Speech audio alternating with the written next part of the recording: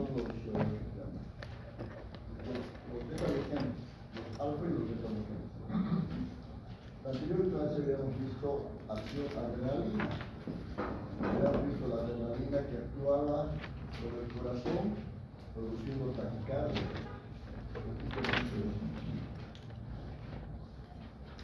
Aquí está. Habíamos visto la adrenalina, ¿se acuerdan? La sensación de lucha con el perrito, entonces estimulación del sistema nervioso central, ¿no? Eso produce la adrenalina. La cocaína, ¿se acuerdan? La cocaína es un bloqueador de la molécula que produce estimulación del sistema nervioso central, de euforia. Entonces, la adrenalina en el ojo, el receptor alfa, ¿se acuerdan? Produce dilatación pupilar, la adrenalina. En el corazón producía aumento de la frecuencia cardíaca, aumento de la fuerza de contracción del miocardio también. En el pulmón producía aumento de la capacidad pulmonar total, producía broncodilatación, tenía mayor saturación de oxígeno al paciente. Adrenalina. Para la defensa se necesitaba glucosa, por tanto producía gran cantidad de glucosa al hígado, gluconeogénesis, glucogenólisis y además disminuía la cantidad de insulina, ¿se acuerdan? El efecto alfa-2. Eso es la adrenalina. El día de hoy vamos a estudiar los medicamentos que son bloqueadores de la adrenalina, que bloquean estas acciones. Por tanto, todos los medicamentos que bloquean estas acciones el día de hoy van a producir lo contrario de la adrenalina. Trabajo. En el sistema nervioso central, ¿qué van a producir entonces?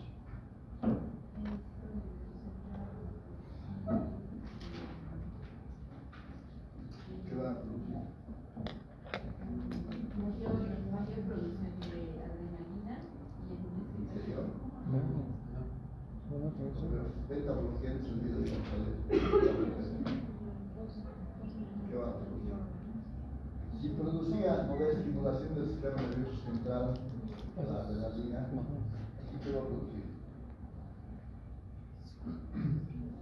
Los beta bloqueantes. Depresión del sistema nervioso central. El paciente va a estar confuso, le va a dar pesadillas. ¿No ve? Eso es lo que va a producir con estos beta bloqueantes que viene de consuelo. En el corazón, ¿qué va a producir en el corazón? Los beta bloqueantes. Bradicardia, doctor. Claro, va a producir bradicardia, ¿no? Disminución de la fuerza de contracción del miocardio y va a disminuir el gasto cardíaco. ¿Qué es lo que va a producir? A nivel de hígado, de glucosa, ¿qué va a producir? Los beta bloqueantes. ¿Qué?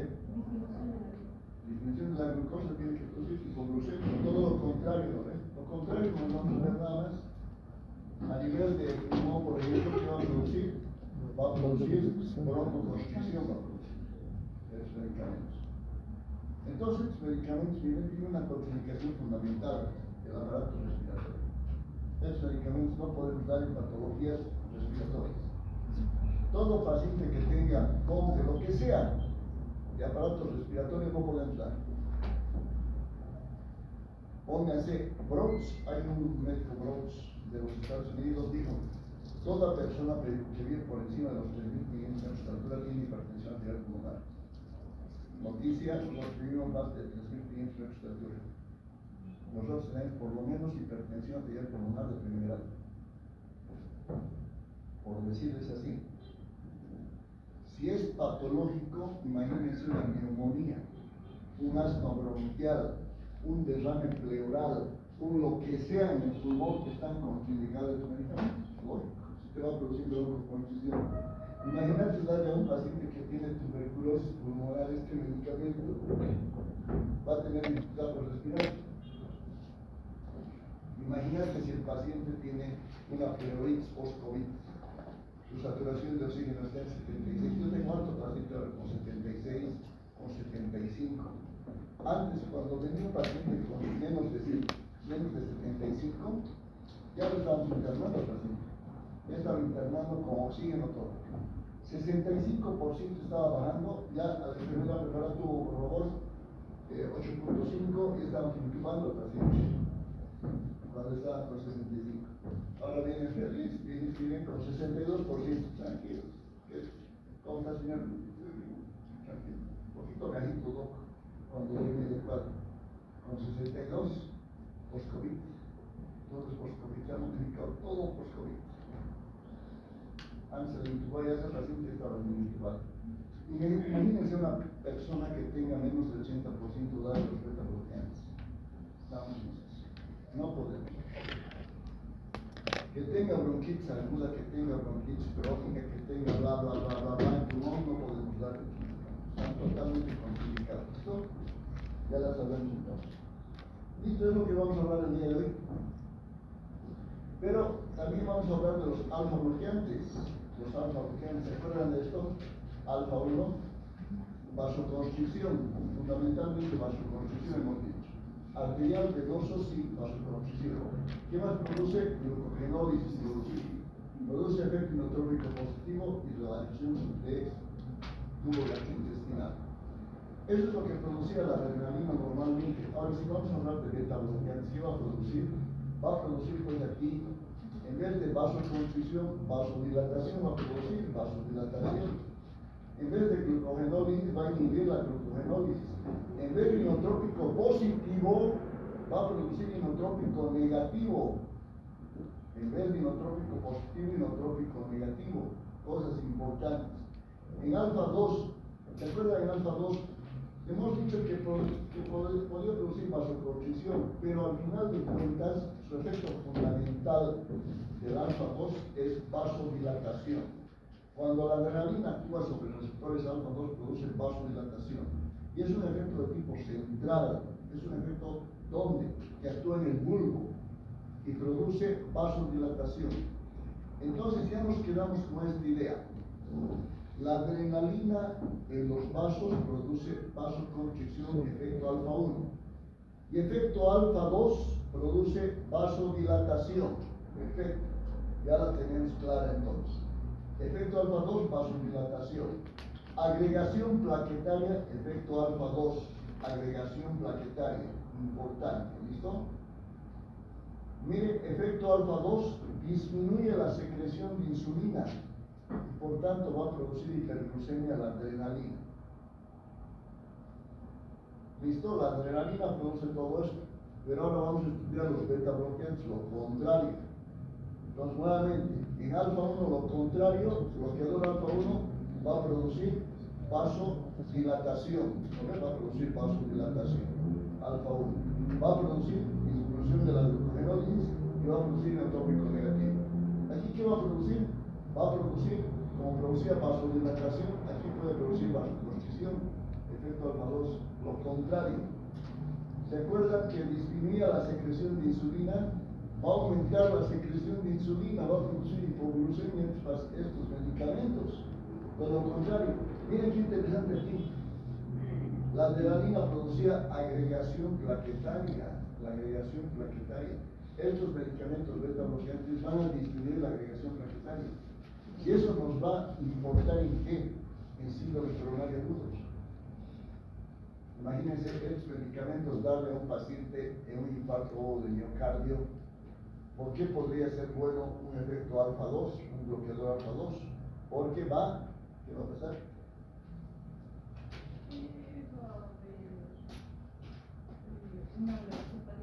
¿Qué? Pero si hay agresión plaquetaria, debe ser un trombo y el paciente más infarto se va a morir. Va a disminuir la agregación plaquetaria. Va a disminuir la agregación plaquetaria. Si disminuye la agregación plaquetaria, va a disminuir la posibilidad de trombo. Super. Bloqueadores alfa 2 en infarto están investigando este tema. ¿Verdad? Bloqueadores alfa 2 en infarto en el caso. Todavía no los tenemos medicamentos. Entonces aquí están los antagonistas de los receptores adrenérgicos.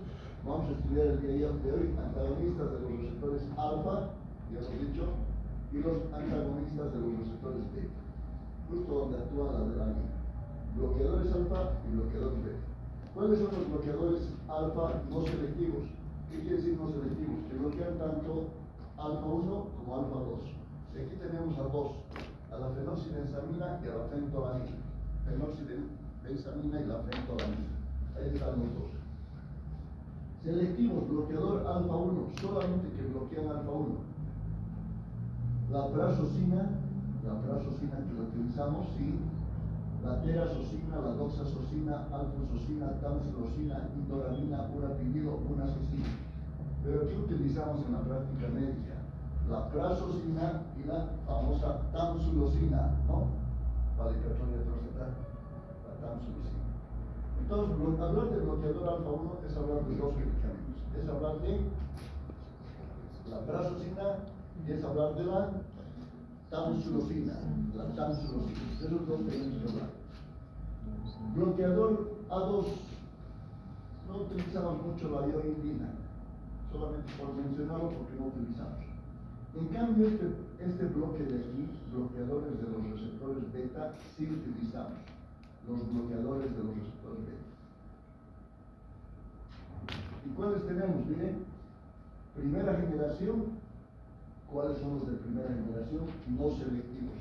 ¿Qué quiere decir no selectivos? Que bloquean tanto, bloquean los beta 1 y bloquean los beta 2. Beta 1 y beta 2. Selectivos, que bloquean solamente beta 1, el receptor beta 1. No selectivos, tenemos aquí los de tercera generación, miren, tercera generación, que aparte de bloquear beta 1, bloquean alfa 1. Bloquean alfa 1. Entonces, esto es un resumen de todo lo que hoy día vamos a llevar. Nuevamente les repito, aquí hay bloqueadores alfa y aquí hay bloqueadores beta. Ahora vamos a ver, estos son unos 3 minutos, bloqueadores alfa. Y ahí los bloqueadores alfa hemos dicho que hay dos selectivos y aquí están los dos. Hay selectivo alfa 1 y hemos dicho la prazosina y hemos dicho la tamsulosina. Y en el grupo de los beta bloqueantes hemos dicho primera generación, que son no selectivos, segunda generación, que son selectivos beta 1, y tercera generación, que son bloqueadores beta 1 y bloqueadores alfa 1. Muy bien. Veamos entonces bloqueadores alfa de los no selectivos. Miren, aquí está la fenoxibenzamina y la pentolamina. Estos dos medicamentos solamente tienen una indicación terapéutica. ¿Cuál es esa? La hipertensión arterial por feocrimocytoma. Hipertensión arterial por feocrimocytoma. Listo. Si ustedes me preguntan, Doc, ¿puedo dar hipertensión de primer, segundo, tercer grado? No. Solamente le hacen feocrimocytoma. Hipertensión por feocrimocytoma. ¿Listo? ¿Qué es el feocrimocytoma? Es un tumor de la médula adrenal. Hemos dicho cómo diagnosticamos el tumor de la médula adrenal o feocrimocytoma. ¿Cómo diagnosticamos?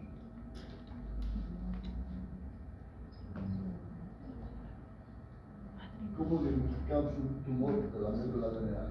Por sus metabolitos, hemos dicho la anterior clase, ¿verdad? Les he preguntado cuáles son los metabolitos. ¿Cuáles son los metabolitos?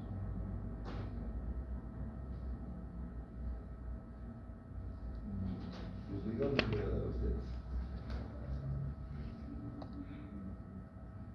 ¿Cuáles son los metabolitos? Pero hemos visto la anterior clase, ¿se acuerda? Hemos dicho la adrenalina, los metabolitos, ¿cuáles son? Alguien ha dicho metanefrinas, ¿no? Son las metanefrinas, muy bien.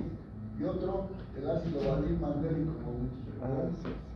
Si encuentra el examen de orina metanefrinas y ácido valil mandélico, ese es el diagnóstico del tumor de suprarrenal, de feocromocitoma. Entonces, ¿qué medicamento vamos a utilizar? La fenoxibenzamina y la pentolamina. ¿Por qué están anotando todos pues? ¿Qué pasó? Pues no anotaban, ya están anotando. Se han puesto de acuerdo para desequilibrarme. ¿Por qué están anotando todos? Ahí está entonces. Feocromocitoma, fenoxibenzamina y pentolamina. ¿Ya está listo? Entonces ya saben, indicación solamente hipertensión por feocromocitoma. Miren, bloqueador selectivo alfa 1, la prazosina. Este es el único que utilizamos, la prazosina. ¿Para qué utilizaríamos la prazosina? ¿Para qué utilizaríamos ese bloqueador alfa 1? ¿Qué hacen los receptores alfa 1? que actúa a nivel periférico, hemos visto, ¿no ves? Periférico, alfa 1. Ya. Vasoconstricción hacia la adrenalina. Y este medicamento que hay es un bloqueador. Vasodilatación. ¿Cómo actúa la procesina? Bloqueador alfa 1, por tanto produce vasodilatación. ¿Tiene algún efecto sobre la fuerza de contracción del miocardio, sobre el ritmo del corazón? ¿Qué dices?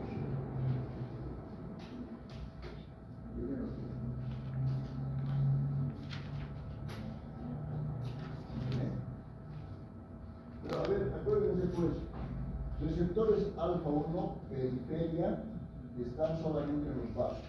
¿Listo? Beta 1, ¿dónde está? Corazón, aumenta la fuerza de contracción del miocardio y produce taquicardia. Este medicamento solamente es bloqueador alfa 1 y produce vasodilatación. ¿Qué tiene que ver con la frecuencia cardíaca? La fuerza de contracción. Nada que ver, porque no actúa sobre el receptor de cardíaco. Se acabó. No actúa sobre eso. Listo. Tamsulosina, la famosa tamsulosina, que actúa sobre, es selectivo, hemos dicho, ¿no? Igual que la prazosina. Dos hemos mencionado esa forma. La prazosina y la tamsulosina. La tamsulosina es selectivo en receptor A1A y A1D. Es selectivo. Es selectivo la tamsulosina. Sirve esto en una patología que se llama hipertrofia benigna de próstata. ¿Se acuerdan de la adrenalina? Esta es la vejiga. Esta es la vejiga. No tiene una lapicera.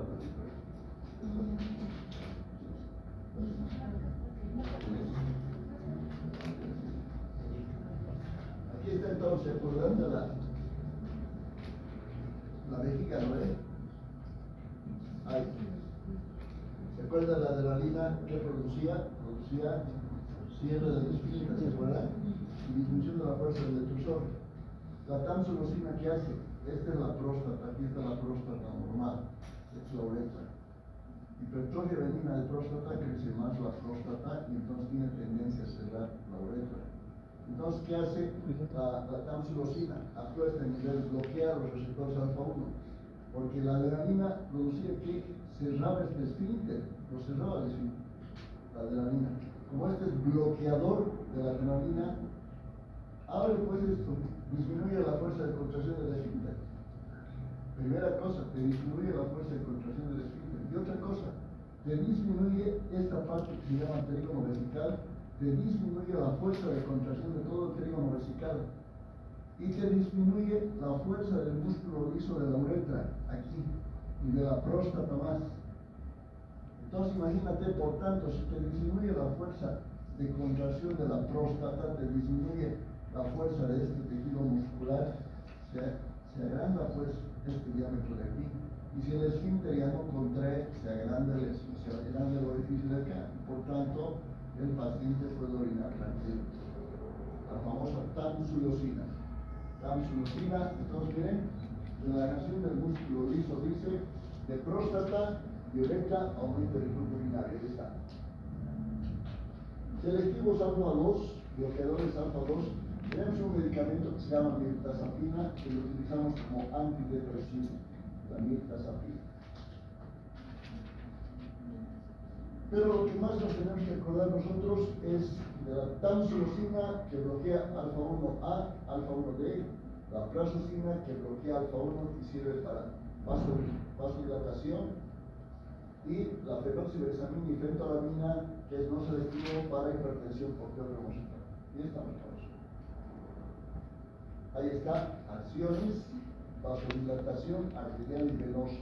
Y aquí estamos hablando de la prazosina, de relaje intervesical. Aquí está la vejiga, aquí está la vejiga, es una próstata normal, aquí está la hipertrofia benigna de próstata, mire, cierra la uretra pues. Y para abrir la uretra, ¿qué necesitamos? Necesitamos que este esfínter esté abierto, necesitamos que no haga fuerza, la fuerza de contracción, esta próstata, y necesitamos que este tejido de aquí se dilate. Por tanto, ¿quién hace eso? La tamsulosina, eso es la tamsulosina. Por tanto, quedamos la tamsulosina, hipertrofia benigna de próstata. La prazosina, que es un bloqueador alfa 1, hipertensión arterial se puede dar en hipertensión arterial. Se puede dar en insuficiencia cardíaca y se da en vasoespasmo digital. Vasoespasmo digital, la enfermedad de Raynaud, ¿no ves? La enfermedad de Raynaud tiene su esencia, porque todo paciente que tiene enfermedad de Raynaud hay gran posibilidad, lastimosamente, de enfermedad autoinmune. Todo paciente viene, digamos, a la consulta y te dice, "Oh, mis dedos me hace mucho frío, ¿no? Me pongo, todo me pongo, me hace mucho frío". Le haces así, una línea así con tuya, y se queda blanquito durante largo rato, eso se llama dermografismo.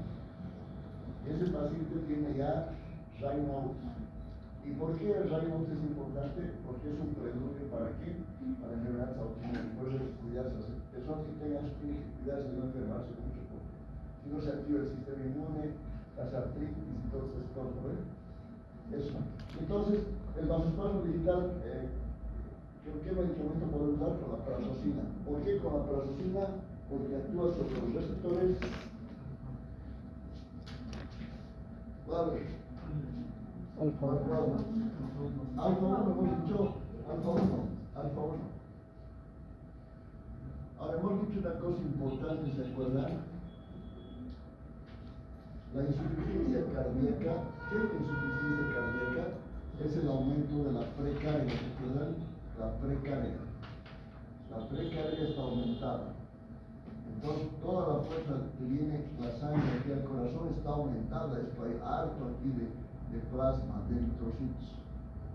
Y aquí la poscarga está también aumentada. De eso se trata, pues, la insuficiencia cardíaca. ¿Ves? Entonces está aumentada aquí, está aumentada.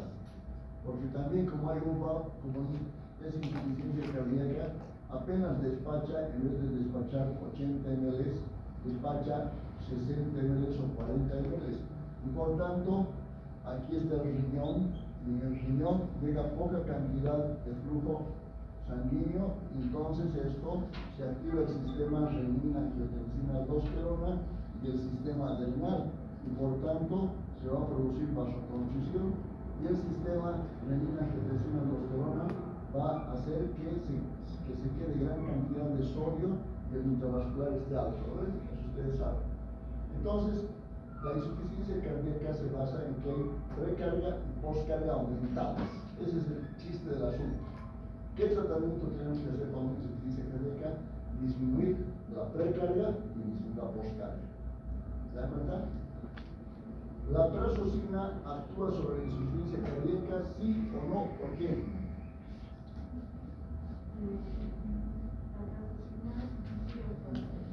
¿Por qué actúa en la insuficiencia cardíaca? Claro, porque aquí hay un receptor alfa 1, pues aquí está el receptor alfa 1 y aquí está el receptor alfa 1.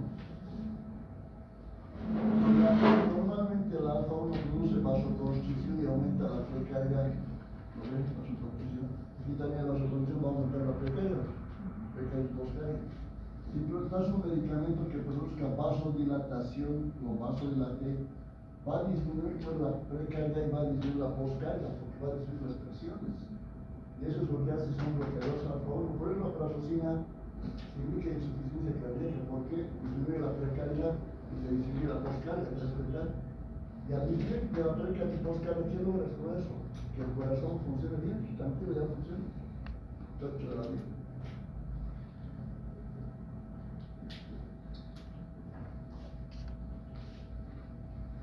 Es un paciente con un dolor precordial, está doliendo el pecho fuerte. Tiene un electrocardiograma ondas Q en B1 y B2, B1 y B2 y B3, B1, B2 y B3, B1, B2, B3, ondas Q. Tiene edemas en miembros inferiores, está hinchado los pies. Tiene su frecuencia cardíaca 128 latidos por minuto, está rápido el corazón. Y la presión arterial tiene 170, 110 milímetros por mercurio. Dame un diagnóstico. Insuficiencia cardíaca. Primero, insuficiencia cardíaca. ¿Por qué insuficiencia cardíaca? Por la presión arterial elevada y la frecuencia cardíaca también. Ya. Podría ser por la presión elevada, podría ser sistema renina-angiotensina aldosterona, sistema renal, sube la presión arterial, podría ser un dato, podría ser ya. La frecuencia cardíaca, una insuficiencia cardíaca está aumentada, claro, porque como no despacha 80 ml, despacha menos de 80, el flujo renal es bajo, se activa el sistema renal y hay taquicardia, correcto. Esto es fundamental, los edemas en miembros inferiores están dados en un paciente con insuficiencia cardíaca. Otro diagnóstico, ¿cuál sería otro diagnóstico? Otro dato. Tiene que ser hipertensión arterial, ¿no? Porque lo normal es 120-80. Todo paciente que tenga más de 140-90, hasta 140-90 es lo tolerable. Más de 140-90, ese paciente tiene hipertensión. Y si ese paciente tiene hipertensión, tiene datos de insuficiencia cardíaca, eso se conoce como tiene hipertensión, tiene insuficiencia cardíaca. La hipertensión está produciendo la insuficiencia cardíaca. Entonces, ¿qué sería? Cardiopatía hipertensiva. Eso se llama cardiopatía hipertensiva entonces. Si por la hipertensión arterial tiene nuestro paciente insuficiencia cardíaca, cardiopatía hipertensiva, tenemos que ponerlo. Cardiopatía. O si quieren le ponen insuficiencia cardíaca por hipertensión arterial. Pero en vez de eso, cardiopatía hipertensiva. ¿Vale? Ya, otro diagnóstico más. Ya hemos resuelto esto, hemos resuelto esto. Ustedes, un infarto de miocardio. podría ser un infarto de miocardio. Las ondas CUS es el infarto de miocardio, ¿vale? Claro, más el supernivel de T, pero este es un ejemplo, ¿no? Esto es B1, entonces normalmente es onda P, Q, R, F y T, ¿no? Así es lo normal, ¿no? Pero si tienes una onda P así y un Q así grande, más de 2 cuadritos, y luego viene la E y la C, ya viste, infarto de miocardio. ¿No? Perfecto. Entonces ya lo tenemos. Tenemos un infarto de miocardio aquí. Miren, tenemos cosas interesantes aquí. Tenemos un paciente primero con infarto de miocardio. Tenemos un paciente con taquicardia. Tenemos un paciente con hipertensión arterial. Y de allá tenemos un paciente con insuficiencia cardíaca por hipertensión arterial. Y de allá tenemos un paciente con insuficiencia cardíaca por infarto de miocardio. Porque cuando hay infarto de miocardio, muchachos, resulta es el corazón. Y si se infarta esta parte, digamos, esta parte se infarta en mi mano, ya no funciona bien, pues el corazón está infartado, esto, ya no funciona. Esto no se queda aquí. Y esta es hipocinesia. Y al hacer hipocinesia, al no hacer así, el volumen sistólico, ¿cómo creen que va a estar? Si solamente trabaja este lado. ¿Va a estar elevado o va a estar bajo? ¿Va a estar disminuido? ¿Cuál de bomba se llama eso? Entonces, miren, hay una insuficiencia cardíaca por infarto de miocardio, hay una insuficiencia cardíaca por hipertensión arterial. Tenemos varias cosas que resolver aquí. Primero, aquí tenemos que resolver. Necesitamos un medicamento aquí que haga ese medicamento. ¿Qué va a hacer? ¿Va a aumentar o va a disminuir la presión arterial? Tiene que disminuir la presión arterial. Otro medicamento para esto que necesitamos. Que aumente la frecuencia o disminuya la frecuencia. ¿Qué medicamento necesitamos? Que aumente la frecuencia o que disminuya la frecuencia. Ahí está, señor.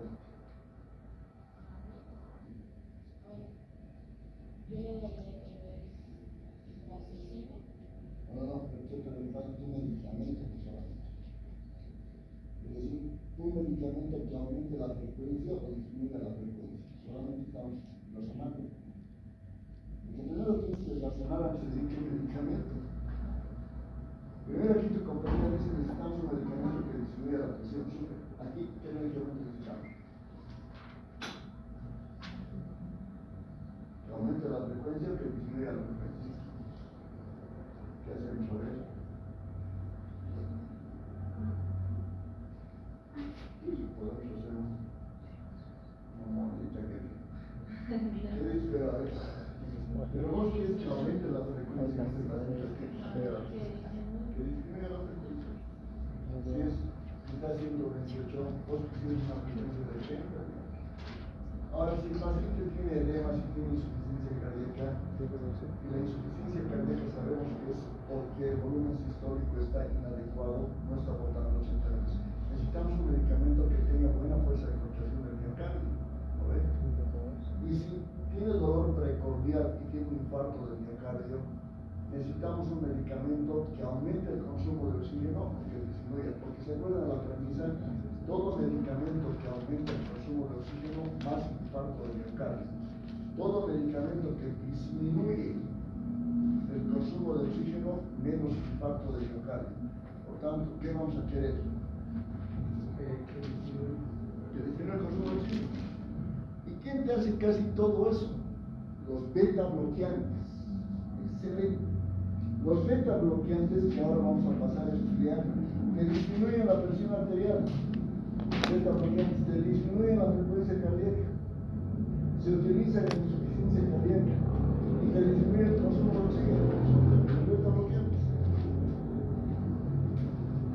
Cuando te pregunten qué medicamento le vas a dar a un paciente con hipertensión arterial que tiene infarto agudo del miocardio, tu respuesta tiene que ser beta bloqueante, no. ¿Por qué? Porque voy a disminuir la presión arterial y voy a disminuir el consumo de oxígeno loco. ¿Está verdad? Perfecto. Ahí está nuevamente el sistema adrenal. Vamos a estudiar todo lo contrario. ¿Listo? Todo lo contrario de eso. Hemos dicho que el corazón produce aumento de la frecuencia cardíaca, la adrenalina, los beta bloqueantes disminuyen la frecuencia cardíaca. Hemos dicho los bronquios que produce dilatación de la adrenalina, broncoconstricción se produce aquí. Es lo único que no podemos dar estos medicamentos. Porque si un paciente tiene, pónganse, tiene insuficiencia cardíaca, tiene hipertensión, tiene infarto, pero tiene neumonía, ahí estamos obligados. No podemos dar ese medicamento. Imagínense un paciente que tenga una hipertensión arterial y tenga un infarto y además tenga una saturación de oxígeno del 74%, le das este medicamento y muere al día siguiente. ¿Por qué? Porque produce broncoconstricción. Su saturación de 74 va bajando a 70, 68, 75, ¿para qué tal? Y vos dices, pero le he dado bien porque era beta bloqueante, disminuye la frecuencia cardíaca, me han dicho eso, y él disminuye el consumo de oxígeno, debería estar bien, debería el bloqueo beta 2. Claro, tú me puedes decir, pero Doc, una cosa, usted nos ha dicho que hay selectivos beta 1 y beta 2 nada que ver, Doc. Resulta que de todos estos medicamentos indudablemente hay selectividad, pero si le das a mayor dosificación, bloquean los receptores beta 2 todos. Ahí tenemos el pequeño y gran problema que tenemos. Por eso la dosis tiene que ser exacta. Por eso tienes que ver cómo está funcionando el riñón, cómo está funcionando el hígado.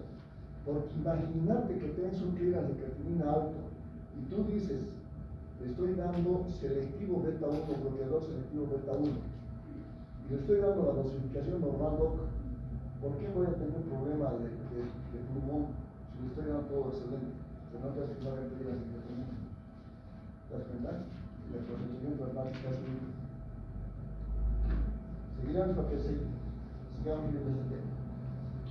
Ahí está la noradrenalina, hemos dicho que actúa sobre los receptores alfa y sobre los receptores beta. El día de hoy estamos estudiando bloqueadores alfa y bloqueadores beta, lo contrario de la adrenalina. Ahí tenemos a los antagonistas de los receptores beta. Hemos dicho de primera generación. ¿Cuáles están de primera generación? Todos estos, el nanolol, el temotolol, el indolol, el propanolol, el timolol, sotalol, el levofundolol, el metilfranolol. Pero ¿cuál de estos utilizamos fundamentalmente? ¿Cuál es el importante? Se llama propranolol. El propranolol, el pindolol y el nadolol. Fundamentalmente la droga estrella de este grupo se llama propranolol. Entonces yo les pregunto, propranolol, ¿a qué corresponde? Primera generación es no selectivo. ¿Qué quiere decir? Que bloquea tanto los receptores beta 1 y bloquea los receptores beta 2. Por tanto, este medicamento, sí está contraindicadísimo en problemas respiratorios. No puedes darle este, porque bloquea beta 2. ¿Listo? En cambio, esto, miren, en la segunda generación tiene selectividad por B1, bloquea solamente el receptor beta 1. Entonces, ¿cuáles son los mejores medicamentos aquí? Están el acebutolol, el atenolol, el bisoprolol, el esmolol y el metoprolol. El atenolol, el bisoprolol y el metoprolol. Vamos a hablar del atenolol, del bisoprolol y del metoprolol en esta segunda generación. Esos son los más importantes. Entonces, yo les pregunto, ¿cuál es la segunda generación? Ustedes me dicen atenolol doc, bisoprolol doc, metoprolol doc. Listo. Bloqueador beta 1, son selectivos. ¿Esto qué quiere decir? Que podemos dar indudablemente en pacientes que tengan problemas respiratorios, pero con mucho cuidado y además con dosificaciones exactas. Porque si hay gran dosificación, póngale que le tenían que dar el atenolol, digamos 80 miligramos y le dan 160 miligramos, puede actuar sobre el receptor beta 2. No los quiero confundir, solamente que quiero es que sepan y que apropien todo esto bien, pero vamos a ser claros aquí. Primera generación no selectivo, bloquean beta 1, beta 2. Segunda generación solo bloquean beta 1. Listo. Listo, solo bloquean beta 1, para que se acuerden nada más. Ese datito que se da es para que tengan en cuenta. Pero solo bloquean beta 1. Tercera generación. ¿Qué hacen tercera generación? Donde en tercera generación hay casos especiales como por ejemplo el carvedilol y el labetalol. Estos dos medicamentos se tienen que grabar en la cabecita, carvedilol y labetalol. ¿Por qué? Porque son bloqueadores beta 1 y son bloqueadores alfa 1.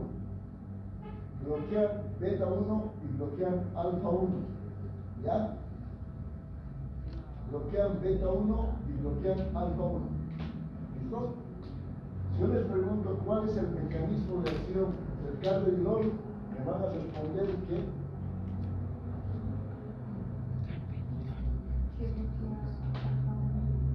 bloquea alfa 1 y beta 1. La betalol, si les digo la betalol, ¿qué me responden? Son bloqueadores de la beta 1 y la alfa 1. Bloqueador beta 1 y alfa 1. ¿Listo? Perfecto. Ahora aquí hay una cosa interesante. Selectividad por beta 1. Aquí está el celiprolol y el nebivolol. Selectividad por beta 1, el celiprolol y el nebivolol. Pero ustedes me dirán, pero Doc, ¿qué hace el celiprolol aquí? No debería estar Doc en este ladito. Porque aquí está selectividad beta 1, ¿no? Y aquí dice selectividad beta 1, ¿por qué no es complicado y debería ponerlo aquí? Se acabó el problema. Resulta que este celiprolol es bloqueador beta 1 y es agonista beta 2. Súper. Es bloqueador beta 1 y agonista beta 2.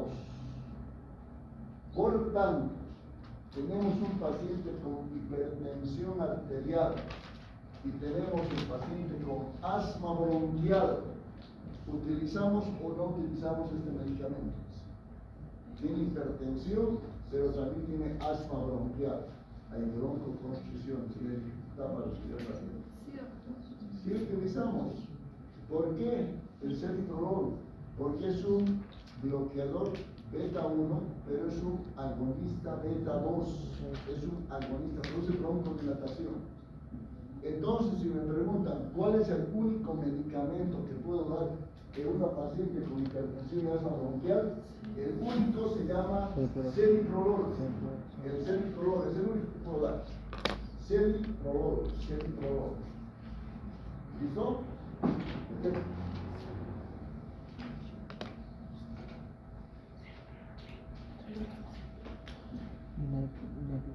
¿Recuerdan de esto, no ve? Es de la terminación nerviosa, la tirosina hidroxilasa, pasa aquí está la noradrenalina. La noradrenalina viene alfa receptores, beta receptores. El día de hoy estamos estudiando los bloqueadores de estos alfa y de estos beta receptores. Ya hemos dicho que es una cosa maravillosa esto de los receptores beta, y estos receptores beta se repiten en todo nuestro organismo. No hay un hito nomás, no hay un hito aquí, otro diferente. Todos son igualitos, pero están diseminados por todo el organismo. Ya hemos dicho que esto es alta ingeniería genética. Vamos a hacer recuerdo de beta 1, beta 2, beta 3. ¿No? Beta 1, beta 2, beta 3. Por si acaso es alta, esto es alta generación, ¿qué les digo? Una cosa profunda respecto al tema genético, pero no os quiero decir que con eso no creamos en Dios, ¿no? Yo creo que eso absolutamente. No quería, no estoy diciendo que nada que ver, que no creamos en Dios, no, nada que ver. Solo estoy diciendo que esto es alta estructura genética, nada más. ¿No? Absolutamente. Aquí están los receptores beta 1, beta 2, beta 3. Beta 1 en el corazón aumenta la frecuencia cardíaca y fuerza de contracción del miocardio. Por tanto, los bloqueadores beta 1 ¿qué van a hacer? Van a disminuir la frecuencia cardíaca. ¿Qué van a hacer? Van a disminuir la fuerza de contracción del miocardio. Disminuye la frecuencia cardíaca y disminuye la fuerza de contracción del miocardio. Otra cosa, miren, los beta 1 aumentan la renina, pero estos beta bloqueantes van a disminuir la renina. Ya, disminuir la renina. Vamos a beta 2. En el músculo liso produce relajación, la adrenalina. Estos beta bloqueantes que van a producir constricción, broncoconstricción. Los beta 2 en el hígado que producen glucogenólisis. ¿Qué van a producir los beta bloqueantes? Van a producir disminución de la glucogenólisis. ¿Vale? Temblor. La adrenalina produce temblor. Un examen final de farmacia tendría que ir. Entonces, para disminuir el temblor, porque eso lo hemos dicho, con la respuesta no va a poder colocar la cosa temblando ahí. Las puede tomar beta bloqueantes, porque al tomar beta bloqueantes disminuye el temblor. Entonces, los movimientos se hacen, va a ser bien hasta que mueran. Entonces, disminuye el temblor. Beta 3, adipocitos, lipólisis, se acuerdan que producían gran cantidad de ácidos grasos por el producto de la adrenalina. Ahora, los beta bloqueantes disminuyen los ácidos grasos. Y por eso falta energía, se dan cuenta, porque ellos disminuyen los ácidos grasos. Y una cosa interesante aquí, los beta 3, miren, se están investigando ahorita, en este momento están investigando muchos medicamentos sobre beta 3 para poder utilizar en pacientes con insuficiencia cardíaca, bloqueadores beta 3. Súper interesantes esto. Así que seguramente en los próximos años vamos a tener más novedades de los bloqueadores beta 3. Por el momento solamente vamos a ver bloqueador beta 1 y bloqueador beta 2 y hay unos planes. Ahí están los medicamentos que hemos visto. Ahí está la clasificación que ya lo sabemos. El mecanismo de acción, hemos dicho, es antagonismo competitivo, ¿no? Aquí está un receptor. Ya sabemos que viene la adrenalina del receptor beta 1 y ¿qué va a producir? Va a producir estimulación de la adenina ciclasa, se va a estimular la proteína quinasa y va a producir una acción, ¿vale? Ahora, si este es el receptor, en vez de venir la adrenalina, vienen los beta bloqueantes, donde viene el carvedilol y bloquea a este receptor, ¿no? Es por mecanismo de competición. Mecanismo competitivo. ¿Quién gana? ¿Y quién gana? El que tenga más cantidad. Si la adrenalina, aquí es un receptor, si hay más cantidad de adrenalina, gana la adrenalina. Pero si tú le colocas alto propanolol, carvedilol, gana el carvedilol, porque tú vas a adrenalina. Es un antagonismo competitivo. Aquí hay algunas cosas interesantes, como por ejemplo, estabilización de membrana. ¿Qué quiere decir esto, estabilización de membrana? Quiere decir, aquí están las membranas celulares, Y normalmente para que haya potencial de acción tiene que ingresar el sodio, tiene que producirse despolarización. Y se produce la conducción nerviosa por la despolarización, ¿no? ¿Cómo actúan los anestésicos locales? Estabilizan la membrana y no dejan que ingrese sodio al intercelular. Está estabilizado y eso es anestésico local. Resulta que estos medicamentos también estabilizan la membrana, estabilizan el ingreso de sodio, como por ejemplo el propanolol, el carvedilol y el labetalol. Entonces, pregunta, ¿qué medicamento puede servir como anestésico local? No sé para qué tendría implicancia en este tema, pero esa es la pregunta, ¿no? Entonces, propanolol, carvedilol y labetalol de la presentación. Claro que el modo que hagas si tú dices el propanolol le estés colocando inyección aquí como anestésico local, no lo que hagan. Pero es para conocimiento, ¿no? El propanolol, anestésico local, el carvedilol, anestésico local y el labetalol, anestésico local, porque estabilizan el ingreso de sodio. Perfecto. Estos medicamentos tienen muchos pacientes con cardiopatía hipertensiva, nuestro paciente. Miren pues, miren esto, la cardiopatía hipertensiva. Como aquí está el vaso, aquí está el corazón, está bombeando. Si hay hipertensión arterial, se disminuye el diámetro y la resistencia aumenta. Eso es hipertensión arterial. Y el corazón, para poder bombear, hace pues mucho esfuerzo. Y hace tanto esfuerzo que miren toda esta capa muscular y cómo se ha engrosado. Pero que era delgadita así, se ha engrosado así. Imagínense. Él se llama cardiopatía hipertensiva. Miren, cardiopatía hipertensiva. Se ha engrosado. Lo que debería ser así delgadito, se ha engrosado mucho. Cardiopatía hipertensiva. Y si se ha engrosado mucho, miren el espacio que queda ventricular, cuánto se va a llenar aquí de sangre, poquísimo, pues, y por tanto va a existir, cuando bombee el corazón, si apenas se está llenando, va a poder bombear los 80 ml que necesitamos nosotros para vivir, no, porque va a eliminar, aquí eliminará 30 ml, 40 ml se eliminarán. Eso se llama insuficiencia cardíaca por cardiopatía hipertensiva, por lo que es lo mismo cardiopatía hipertensiva. Como disminuye la frecuencia cardíaca, va a disminuir el consumo de oxígeno. Y aumenta el flujo coronario. ¿Por qué aumenta el flujo coronario? El flujo coronario se nutre el corazón cuando hay la fase diastólica. La fase diastólica disminuye las presiones de las cámaras y además se produce vasodilatación de las coronarias. Entonces ahí entra gran cantidad de sangre y oxígeno, se nutre bien, ya está bien la fase diastólica y luego la fase sistólica, ¡boom! Otra diastólica, se nutre bien y otra vuelta, ¡boom! ¿Se dan cuenta? Como estos medicamentos disminuyen la frecuencia cardíaca, por tanto la fase diastólica es mayor. ¿Sí? Si hay taquicardia, la fase diastólica es menor que la diastólica. No se nutre nada. Entonces tienes que disminuir la frecuencia cardíaca, ¿para qué? Bronco, nuestra vasodilatación, se nutre bien de oxígeno y de sangre, y por tanto va a aumentar el flujo coronario. Por tanto, estas dos cositas nos sirven para qué tipo de pacientes, para pacientes con infarto de miocardio. ¿Por qué utiliza el beta bloqueantes en un paciente con infarto?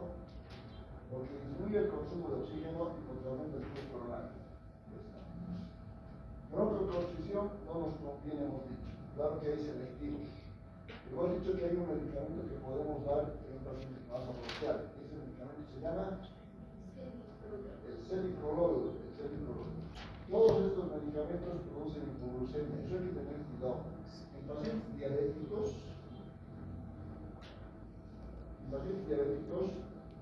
se tiene que tener mucho cuidado de utilizar los beta-bloqueantes.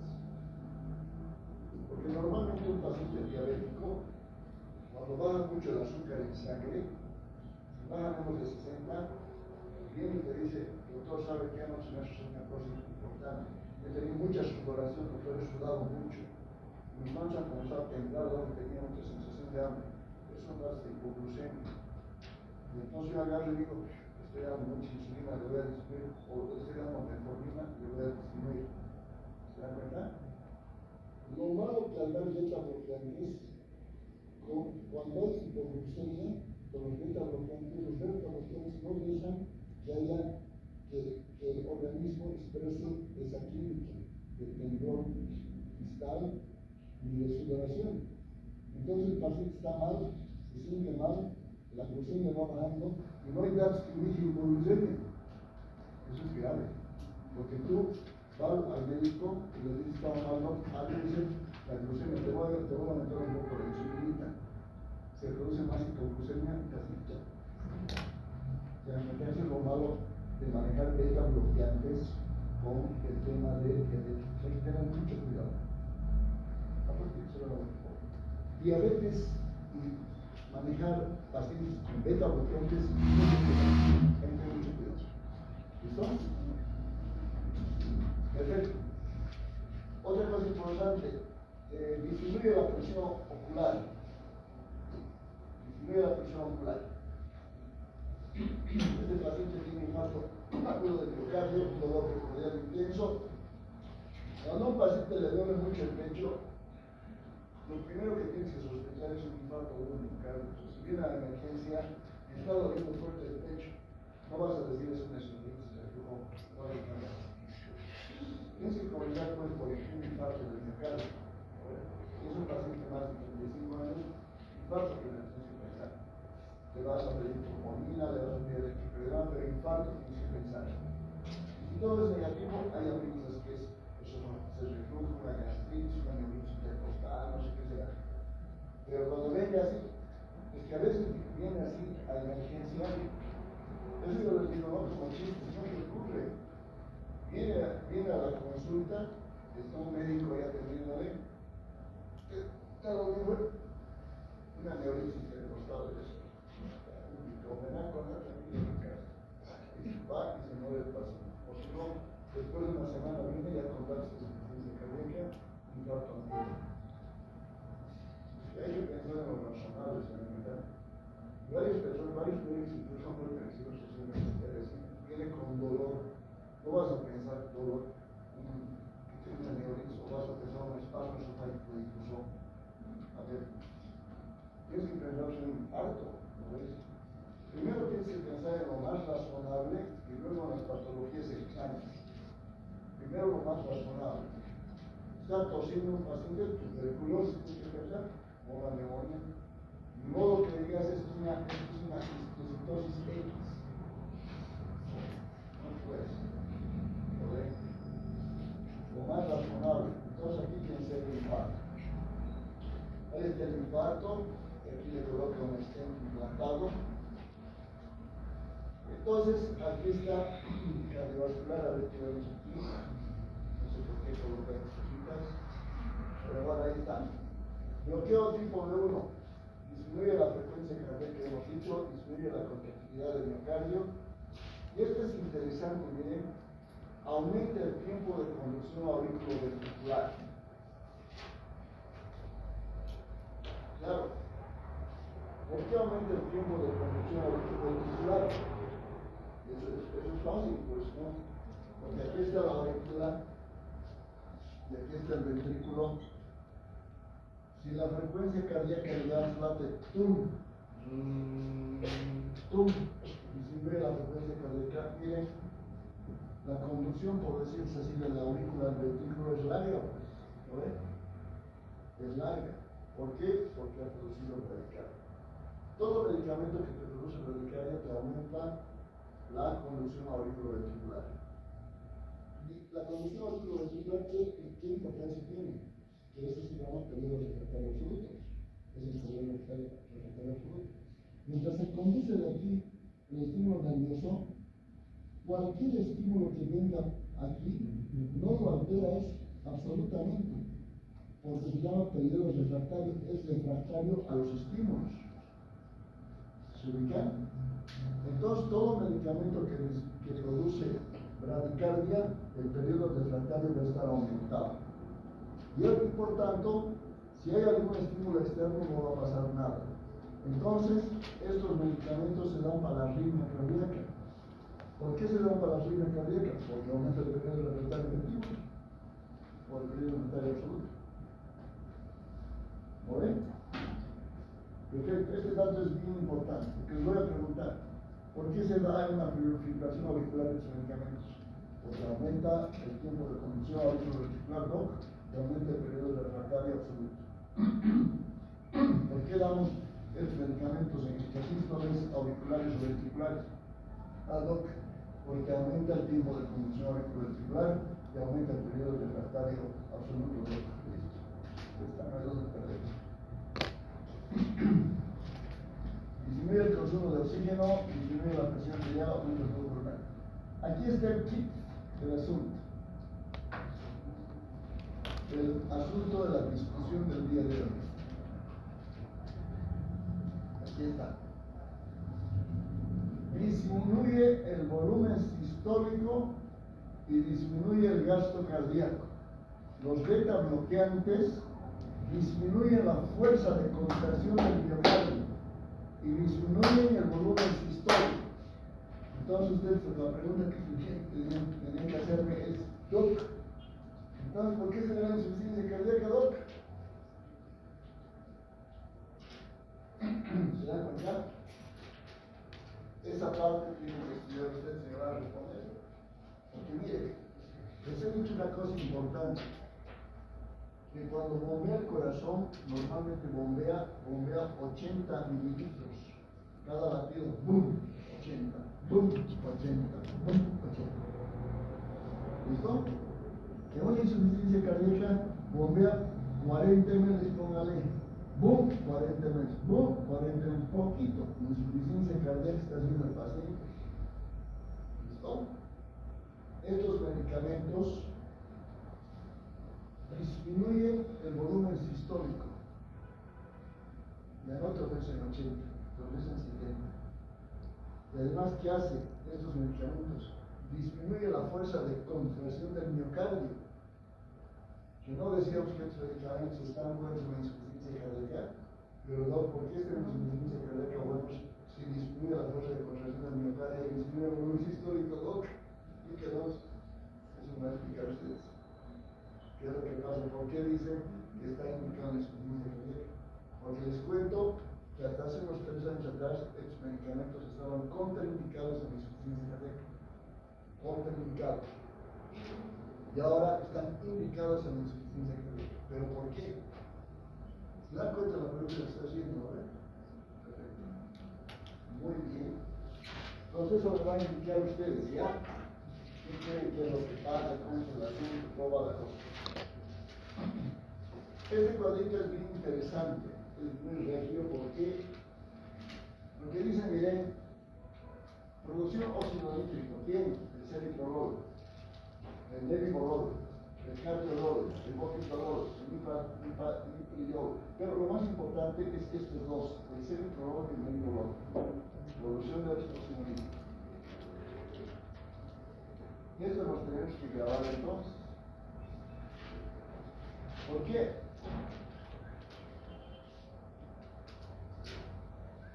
Porque si yo les pregunto, ¿por qué el ceriprolol damos como antihipertensivo y broncodilatador?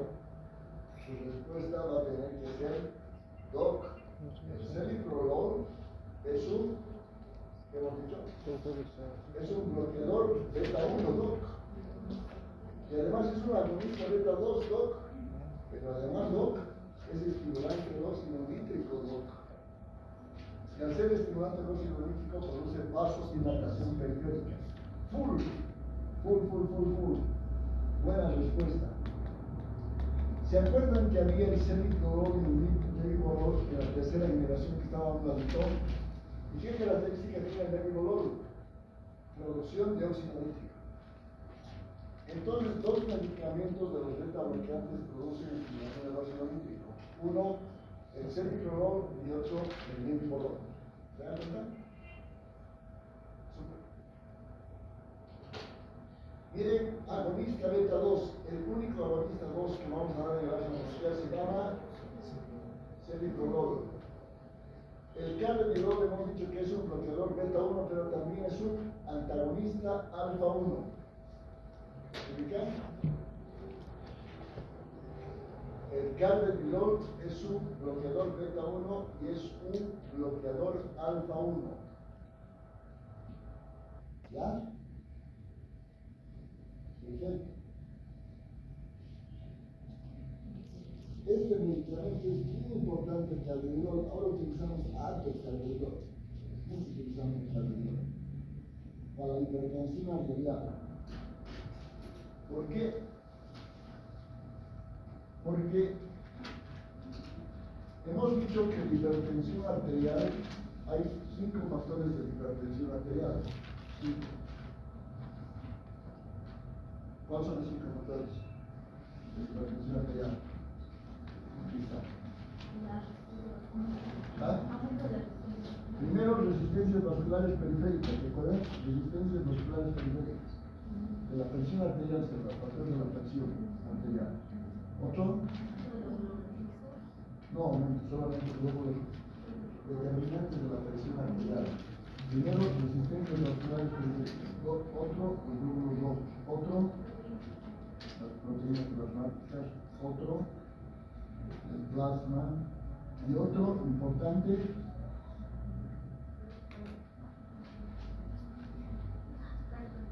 el gasto cardíaco. Esos son los determinantes para la presión arterial. Si yo te digo cuáles son los factores determinantes para la presión arterial, tú tienes que responderme, doc, el gasto cardíaco. Lógico, la bomba tiene que ser determinante para la presión. ¿Por dónde? Otro, ¿cuál?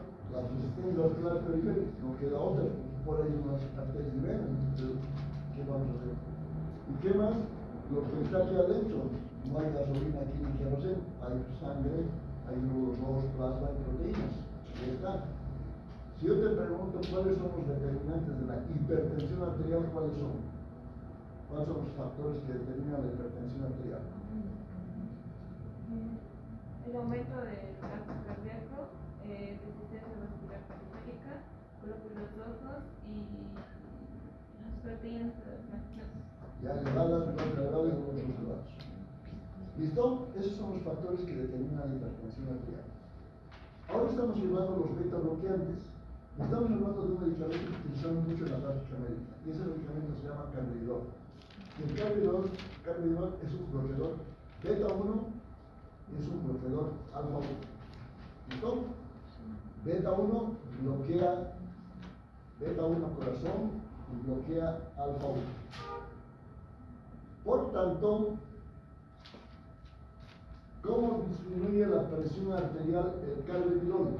¿Cómo disminuye la presión arterial el carvedilol? ¿Por qué disminuye? Porque al bloquear el beta 1 lo que se reduce el gasto cardíaco y al bloquear el alfa 1 lo que se produce vasodilatación periférica. Disminuye la presión periférica. ¿Se da cuenta? El carvedilol es un bloqueador beta 1, por tanto va a bloquear la fuerza de contracción del miocardio. Hemos dicho que el gasto cardíaco es importante para la presión arterial y que está disminuyendo el gasto cardíaco, que está disminuyendo la fuerza de contracción del miocardio y que está disminuyendo la frecuencia cardíaca. Y por tanto el gasto cardíaco está disminuido por el carvedilol. Y además el carvedilol es un bloqueador antagonista alfa 1. ¿Qué tiene que ver con eso? Aquí están los receptores alfa 1. Y por tanto, ¿qué está pasando? Está produciendo vasodilatación. Aquí y aquí. Por todo lado te está ganando el carvedilol. Te está disminuyendo la frecuencia cardíaca, la fuerza de contracción del miocardio. Te está disminuyendo el gasto cardíaco. Está produciendo vasodilatación aquí y aquí. Y por tanto, ¿qué está haciendo? Está disminuyendo la precarga y postcarga. ¡Súper! Por todo lado. Vayan a entenderse. Está bárbaro. Entonces, esto el carvedilol. Es un medicamento que estamos utilizando últimamente en carvedilol. Otra cosa del carvedilol, el carvedilol es una droga bien interesante. ¿Por qué? Porque también bloquea los canales de calcio. bloqueado el canal de calcio. Y además tiene una actividad antioxidante, el carvedinol. Entonces, ¿cuál es el mecanismo de acción de la droga que utilizamos mucho en los hospitales que se llama carvedinol, que es beta bloqueante? DOC es bloqueador beta 1 y es bloqueador alfa 1 DOC, pero además es bloqueador de los canales de calcio DOC y tiene una actividad antioxidante DOC. Esta vez ya sabemos todo del beta bloqueante. Muy bien, ya sabemos la acción antihipertensiva por qué se produce, ya la sabemos. Cuando vemos esta placa radiográfica, estos son los pulmones, este es el pulmón, y miren el corazón. Normalmente el corazón debería ser hasta aquí como más, hasta aquí o más debería ser. Miren lo que se incrementa esto. ¿Y esto por qué se incrementa? Porque hay resistencia periférica aumentada, hipertensión, y el ventrículo izquierdo, y aumenta la fuerza, y además hipertrofia, y se dilata. Esto es un paciente con una cardiopatía hipertensiva, es un paciente con insuficiencia cardíaca que tiene este paciente. Ahí está la dilatación del ventrículo izquierdo. Aquí está bronquios normales, aquí está bronquio, un paciente con asma bronquial. Imagínense darle propanolol a un paciente con asma bronquial, lo que quiere hacer. ¿Por qué es bloqueador beta 2? Bloquear el receptor beta 2 y se produce broncoconstricción. A lo que apenas está pudiendo respirar el paciente, le pones propanolol y ya está listo. Estos medicamentos en general, en pacientes que tengan problemas pulmonares, mejor no darlos beta bloqueantes. Aunque, claro, los selectivos podemos dar, sí podemos dar, pero con mucha precaución. Y los no selectivos no podemos dar, definitivamente. Aunque tenga un resfrío o lo que sea, no podemos dar. El propanolol no vamos a poder dar. El celiprolol sí podemos dar, el lista beta 2. Este ya hemos visto de la hipoglucemia, todo este tema hemos hablado. Esto es lo malo de estos betabloqueadores, que reducen el flujo renal, y eso reduce la filtración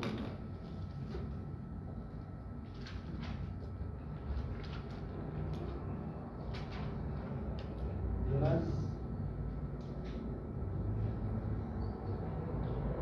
Reduce la presión intraocular. Aquí hay unos conjuntitos que se llaman los canales de Schlemm, aquí. Y estas son las ventanas de Fontana. Canales de Schlemm y ventanas de Fontana. ¿No? ¿Para qué sirven los canales de Schlemm y las ventanas de Fontana? Para poder regular la presión intraocular, el líquido que está aquí dentro del ojo, toda la presión intraocular.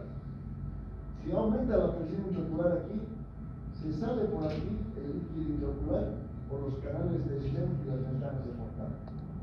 ¿Y cuándo se sale? Especialmente cuando hay miosis. Porque las ventanas de Fontana están así, y las ventanas de Fontana y canal de Schlemm. Si cierras miosis, se abre canal de Schlemm y ventanas de Fontana se abren. Entonces en la miosis se abre, en la midriasis se cierra. Entonces, si se cierra, aumenta la presión intraocular. En cambio, los medicamentos a los beta bloqueantes damos, se produce miosis y se abre. Y entonces sale el líquido intraocular y disminuye la presión intraocular. Por tanto, estos medicamentos beta bloqueantes podemos dar en pacientes que tienen hipertensión intraocular. ¿Qué es hipertensión intraocular? Es el glaucoma. Que miden así con un tonómetro, normalmente tienes que tener menos de 14 milímetros de mercurio la tonometría, como aparatito de la tonometría de 14. Si tienes más de 14, glaucoma tienes. ¿Listo? ¿Qué medicamento podemos dar? ¿Qué medicamentos podemos dar? Y listo, las reacciones adversas, bradicardia ya sabemos, broncoconstricción, hipoglucemia ya sabemos, reacciones adversas, sistema nervioso central, alteraciones del sueño, cansancio, depresión, disminución de la atención, hipoglucemia, ya. Contraindicaciones, antes era insuficiencia cardíaca, ahora ya no, porque se da en la insuficiencia cardíaca. Ahora me van a preguntar ustedes, Doc, ¿cuáles son los medicamentos que se dan insuficiencia cardíaca? Porque yo le digo que los beta bloqueadores están contraindicados. Sí, están contraindicados todos, excepto 4 medicamentos de los beta bloqueadores que se pueden dar en insuficiencia cardíaca. ¿Cuál? El carvedilol, el metoprolol, el bisoprolol. ¿Cuál sería? Carvedilol, metoprolol, el bisoprolol. ¿Cuál sería?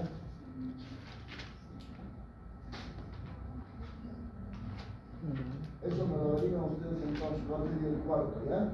El cuarto medicamento que se puede dar en insuficiencia cardíaca. Entonces, dos cosas tenemos que averiguar importantes. Primera pregunta es, si el volumen sistólico es bajo con estos beta bloqueantes, ¿por qué se da insuficiencia cardíaca, Doc? Si disminuye la contracción del miocardio, ¿por qué se da insuficiencia cardíaca, Doc? Primera pregunta. Y segunda pregunta, ¿cuáles son los 4 medicamentos que se dan insuficiencia cardíaca? Porque por eso no están contraindicados. ¿Listo? Perfecto. Con la mitigación radical. Claro, si un paciente tiene una frecuencia de 60 latidos por minuto y tiene hipertensión arterial, no le vas a dar beta bloqueantes si produce bradicardia. ¿No ve? Tenemos que pensar bien para dar una hipertensión. ¿Listo? Estos medicamentos producen bradicardia. Si un paciente tiene 60 por minuto de frecuencia cardíaca, le das beta bloqueantes, ¿no? Paro cardíaco. Ya se bronquial, hemos dicho. Cualquier patología, ustedes le dicen patología, Doc tiene neumonía contraindicado los beta bloqueantes. Doc tiene una pleuritis crónica contraindicado. Doc tiene una tuberculosis, hipertensión arterial, le doy beta bloqueantes. No, está contraindicado. ¿Por qué tuberculosis? Doc tiene pleuritis post-COVID, no de las. Tiene su saturación, Doc menos del 80, no de las. ¿Te das cuenta? ¿Por qué? Porque produce broncoconstricción. Interacción 50 eso. Las indicaciones, hipertensión arterial, lógico. Le hemos dicho por qué, ya saben ustedes por qué se ve hipertensión arterial. Cardiopatía isquémica, ¿por qué se ve la cardiopatía isquémica? Ya la saben también. Insuficiencia cardíaca congestiva, me van a indicar ahora por qué, esa es la pregunta. Arritmia cardíaca, ¿por qué damos en las arritmias cardíacas?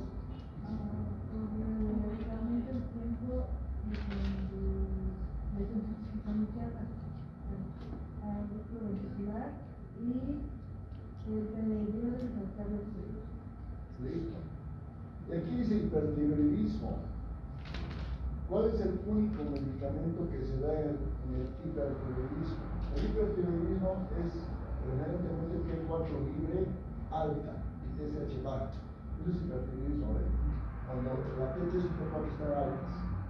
La transformación de T4 a T3, de T4 a T3, cuando hay gran cantidad de T3 se llama hipertiroidismo. ¿Quién inhibe esa transformación de T4 a T3? Un medicamento que se llama propranolol. ¿Cómo es un paciente con hipertiroidismo? Es un paciente que secreta mucho T3 y T4. Y su T3 y T4 tiene que ver mucho con el metabolismo del agua, del sodio, del potasio y un montón de cosas. Produce primero taquicardia. Un paciente con hipertiroidismo está taquicardia. Un paciente con hipertiroidismo está temblando. Siempre temblando la mano. Siempre está ansioso, está agitado. Entonces, tomamos la presión y ese paciente tiene generalmente hipertensión arterial. Entonces, ¿qué medicamento podemos dar a un paciente que tiene hipertensión arterial y además tiene T4 libre elevadas? El propranolol. ¿Por qué el propranolol? Porque es un beta bloqueante que va a disminuir la frecuencia cardíaca, pero también va a influir en disminuir las hormonas tiroideas. Por eso damos el propranolol. No todos estos medicamentos damos, solamente el propranolol, porque el propranolol interfiere en la formación de T3. Ese es el dato fundamental. Entonces, un paciente con hipertiroidismo, el único medicamento que utilizar se llama propranolol. Por si acaso es el propranolol, no es el propanolol. el propandiol. El propandiol es otra cosa. Esto es propranolol, se llama. Propranolol se llama. En glaucoma hemos dicho que la hipertensión social sí podemos utilizar, sí. ¿Por qué? Conductas esenciales y ventanas focales. Uso terapéutico, hay un montón de cosas que vamos a utilizar. Y también aquí miren las varices esofágicas que utilizamos. Este es el esófago, aquí está el esfínter esofágico inferior. Cuando ves dilataciones así grandes, es varices esofágicas. No hay como que eso, menos por ciento. Estas varices esofágicas se pueden romper. Se rompen y te produce una hemorragia digestiva tremenda. Con el endoscopio tienes que hacer una infiltración con adrenalina, aunque ahora ya hay algún plasma, pero hacíamos infiltraciones con adrenalina, aquí y listo. Súper interesante y ya no sangraba el paciente.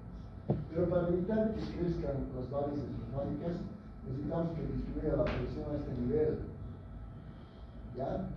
¿Y qué medicamento disminuye la presión selectivamente a este nivel? El propranolol después. Súper interesante.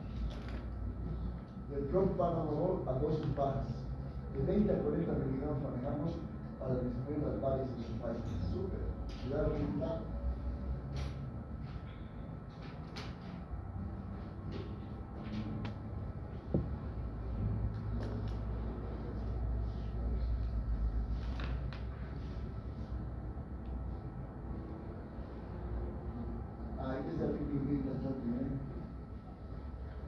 Ahí está su DOI.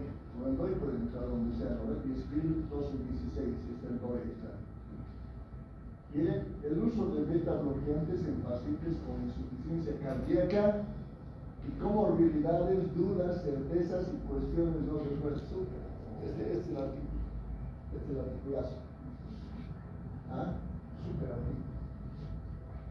Miren, los beta bloqueantes representan un pilar en el abordaje farmacológico de los pacientes afectados por insuficiencia cardíaca con fracción de eyección reducida.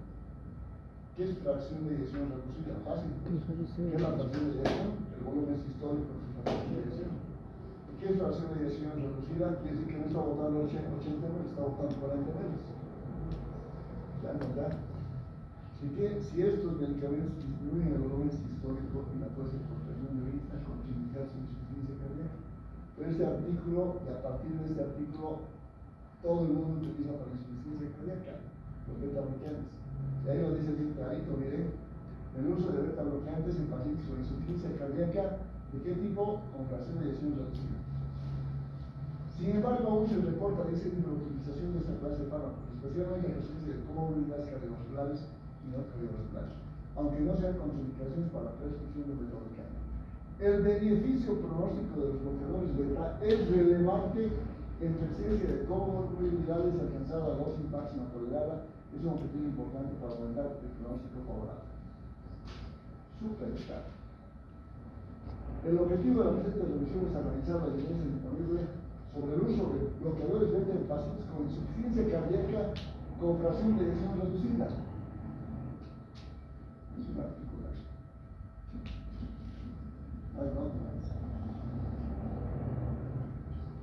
Miren el estudio CIVIS.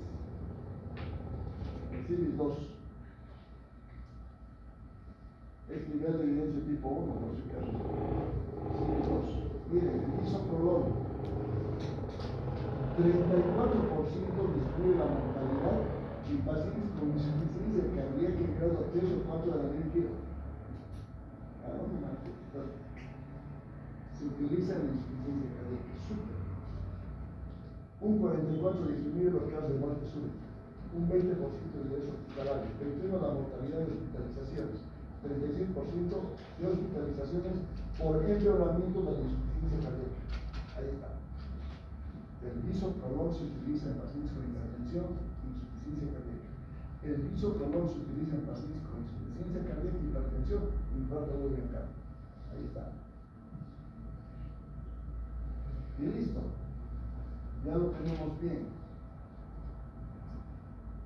Este artículo también es muy interesante porque dice, miren, hipertensión severa en el embarazo.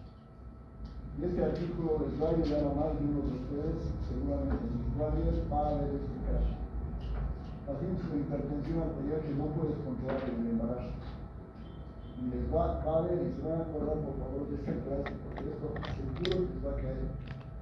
Paciente con hipertensión arterial embarazada y con taquicardia. ¿Qué hacemos? ¿Por qué? Porque como ha perdido un montón de sangre y está con hipertensión, ¿qué miércoles hacemos ahora? ¿Qué le voy a dar? Hay varios pacientes que la noche se mueren por esto. ¿Qué le vas a dar? El labetalol le vas a dar, el labetalol le vas a dar. Tienes que dar el labetalol. Cuando existe una hipertensión arterial refractaria al tratamiento y el paciente esté con una taquicardia terrible y sea embarazada, le vas a dar el labetalol, le tienes que dar el labetalol. ¿Qué es el labetalol? Es un bloqueador beta. ¿Qué tipo de bloqueador beta? Beta 1 y alfa 1. Eso le vas a dar. Esa noche que ocurra, y seguro que va a ocurrir, eso le vas a dar. El labetalol tienes que buscar. Súper, ahí está.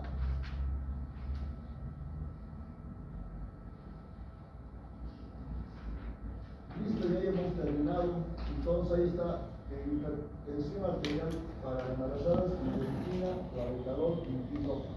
Utilizamos mucho en pacientes hipertensas, digamos, no hipertensas muy altas, utilizamos la metildopa.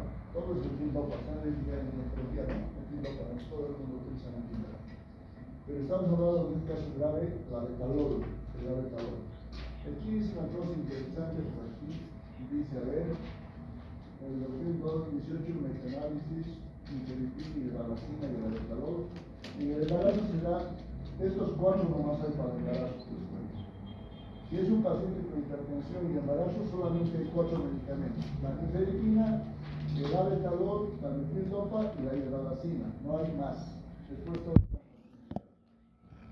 Entonces, en el embarazo, ¿qué utilizamos? Nifedipina, labetalol, metildopa y hidralacina.